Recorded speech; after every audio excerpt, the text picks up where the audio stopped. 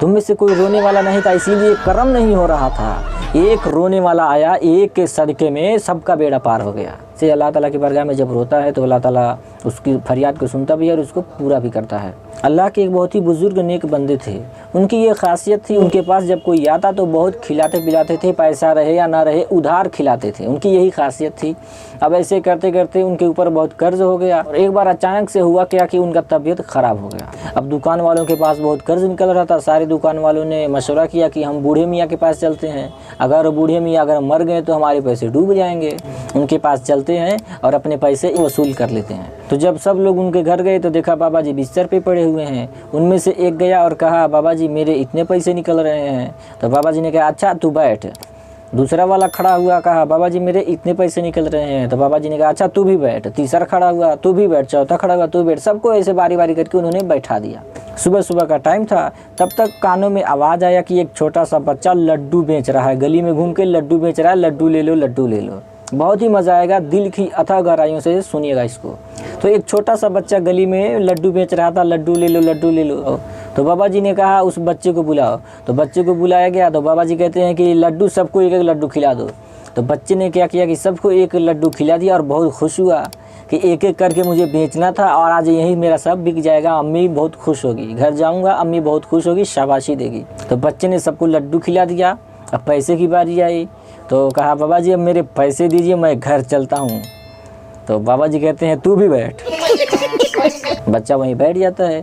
थोड़ी देर गुजरती है, 10 15 20 मिनट गुजरता है। बच्चा कहता है बाबा जी मेरे पैसे दीजिए, घर पे मेरी अम्मी इंतज़ार कर रही है। तो बाबा जी कहते हैं अभी बैठ। बच्चा फिर बैठता है, काफ़ी देर हो जाती है। बच्चा अब क्या करता है, बर्दाश्त से बाहर हो जाती है, बच्चा रोना शुरू कर देता है। सब लोग देखते रहते हैं कि बाबा जी पैसे नहीं दे रहे हैं, बच्चा रो रहा है। बच्चा रो रहा था, इतने में दरवाजे पर किसी ने दस्तक दिया।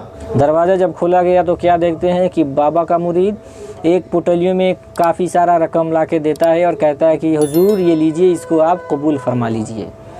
तो बाबा जी लेते हैं और कबूल फरमा लेते हैं। अल्लाह के बहुत बड़े नेक बंदे थे, कबूल फरमा लेते हैं और सबको बारी बारी पैसे दे देते हैं। बच्चा चला जाता है, सब लोग देख के दंग रह जाते हैं कि आखिर ये माजरा क्या है, हमारा पैसा तो काफ़ी समय से था, बाबा जी दे नहीं रहे थे। बच्चा लड्डू लेके आया, खिलाया, पैसे के लिए रोने लगा, उसको पैसे मिल गए। आखिर ये माजरा क्या है? तो लोगों ने पूछा बाबा जी ये हमको समझ में नहीं आया, आखिर ये माजरा क्या है? तो बाबा जी ने कहा तुम में से कोई रोने वाला नहीं था, इसीलिए तौफीक नहीं हो रही थी। तुम में से कोई रोने वाला नहीं था, इसीलिए कर्म नहीं हो रहा था।